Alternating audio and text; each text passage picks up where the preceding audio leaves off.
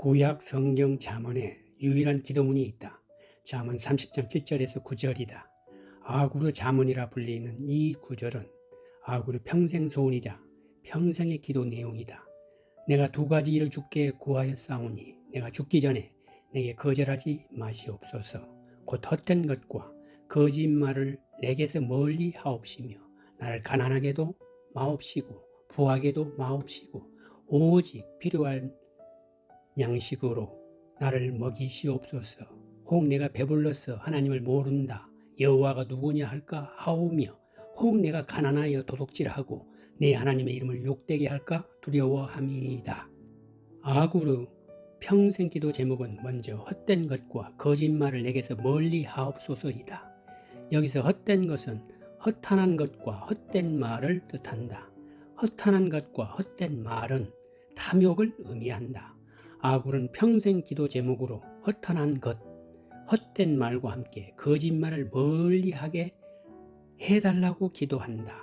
성경은 거짓말과 거짓에 대해 아주 민감하다.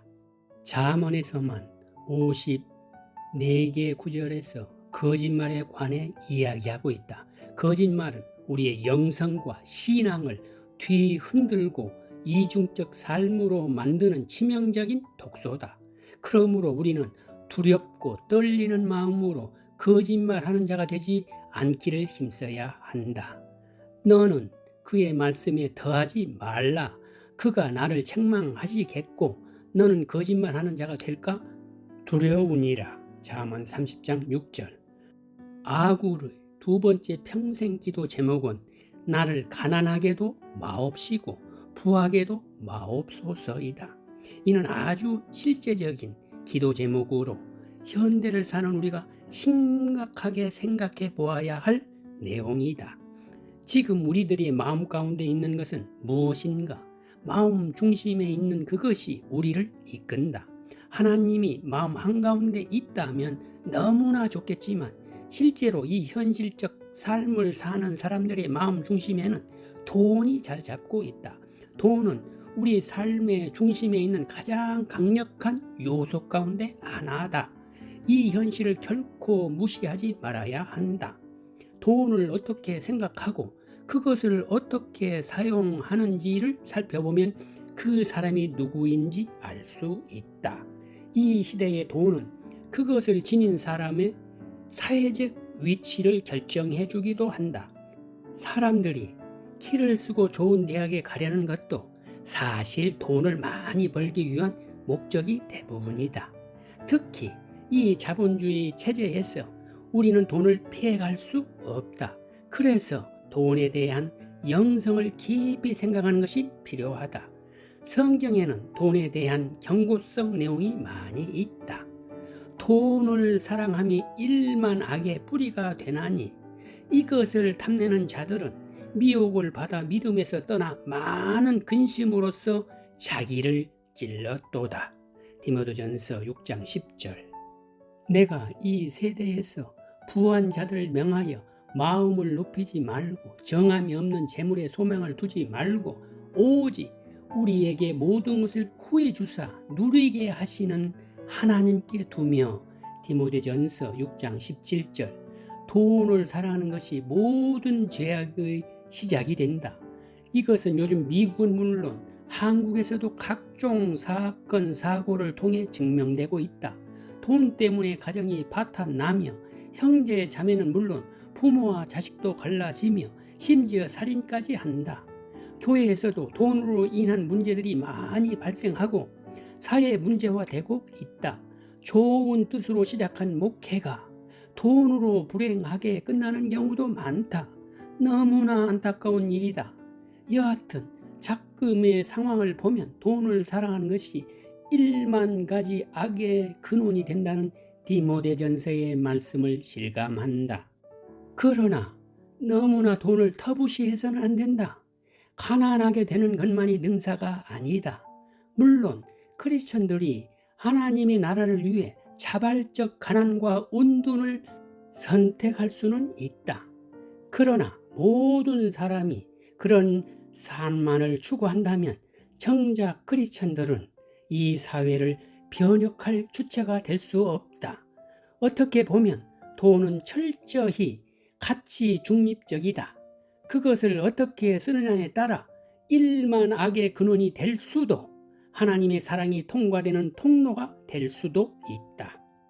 나는 아굴이 나를 가난하게도 마옵소서라고 기도한 것이 특히 인상 깊다. 아마 대부분 신실한 크리스천들은 그의 또 한 가지 기도 제목인 나를 부하게도 마옵소서가 더 다가올 것이다. 그만큼 부로 인한 문제점과 역기능이 만연되어 있기 때문이다. 그러나 아굴은 절대로 부를 탐하지 않았지만 가난하게 되는 것도 경계했다. 부하지도 가난하지도 말고 필요한 양식을 얻을 수 있게 해달라고 했다.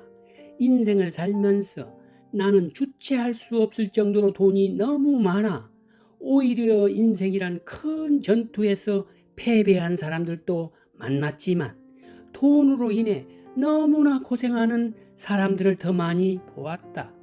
인간은 생존을 위한 단계에만 머물다 보면 그것을 타개하기 위해 모든 시간을 바침으로써 결국 더 중요한 일을 못한 채 생을 마감하게 된다. 사실 이것은 비극이다. 생존을 위한 돈만을 간신히 벌어 입에 불친말 하고 살다 가는 것이 인생을 향한 하나님의 뜻은 아닐 것이다. 올바로 하나님을 만난 크리스찬들은 돈을 벌더라도 돈을 극복하는 삶을 살 수 있다. 초대교회 성도들이 좋은 예다. 모든 물건을 서로 통용하고 또 재산과 소유를 팔아 각 사람의 필요를 따라 나누어 주며 기쁨과 순전한 마음으로 음식을 먹고 사도행전 2장 44절에서 46절 초대교회 공동체에는 돈을 더 많이 번 사람과 상대적으로 적게 번 사람들이 혼재되어 있었을 것이다. 그러나 그들에게는 돈으로 인한 어떠한 구별이나 차별이 없었다. 더 많이 번 사람들은 자신의 부가 다른 지체들을 위한 섬김의 도구로 사용될 수 있음을 감사했을 것이다. 돈을 통해 우리는 이웃을 효과적으로 섬길 수 있다. 긍휼의 마음이 들 때는 구체적으로 도움을 실행에 옮길 수 있다. 그러므로 크리스천들은 깨끗한 부자가 될 필요가 있다. 하나님을 경외하는 크리스천들이야말로 돈을 가장 잘 사용할 사람들, 즉 청지기로서의 삶을 살 수 있는 자들이기 때문이다. 나는 아굴의 기도를 내 평생 기도 제목으로 삼고 있다. 나는 빌 게이츠나 워렌 버핏처럼 엄청난 부자로 살고 싶은 마음은 전혀 없다. 그러나 찢어지게 가난하게 살고 싶지도 않다. 너무 가난해 생존의 단계에만 머무르면 하고 싶은 일을 하지 못하기 때문이다. 이제 내가 돈을 버는 목적은 나와 나의 가족만을 위해서가 아니다. 하나님이 허락하신다면 평생 남을 돕는 사랑의 삶을 살고 싶다. 그러기 위해서 일터에서 최선을 다해 일하며 지혜롭게 돈을 벌고 다스리려 하고 있다. 그렇다면 우리는 어떻게 해야 필요한 재정을 얻을 수 있을까? 성경은 우리에게 부자가 될 수 있는 명백한 방법을 가르쳐주고 있다. 먼저 그의 나라와 그의 의를 구하라. 그리하면 이 모든 것을 너희에게 더하시리라. 마태복음 6장 33절. 먼저 그의 나라를 구할 때 우리는 모든 것을 얻을 수 있다. 크리스천이 되어 하늘 아버지의 자녀가 되었을 때 우리는 모든 것을 소유한 자가 된다. 왜냐하면 온 땅이 아버지 것이기 때문이다. 우리 것은 하나도 없다. 모든 것은 하늘 아버지의 선물로 주어진 것이다. 그런 면에서 크리스천들은 모두 영적인 백만장자라고 할 수 있다. 이 세상에서 헌신된 크리스천들보다 재정을 잘 사용할 사람들은 없다. 그러므로 이 땅의 크리스천들이 영적, 육적인 부자가 되었을 때 하나님의 나라가 더욱 효과적으로 넓혀질 수 있다. 그런 면에서 우리 모두가 하루하루를 그저 지내지 않고 창조적이며 최선을 다하는 삶을 살아야 한다. 아굴은 우리의 훌륭한 기도 선배다. 이 땅에 아굴처럼 기도하며 그 기도대로 사는 하나님의 사람들이 넘치기를 간절히 바란다.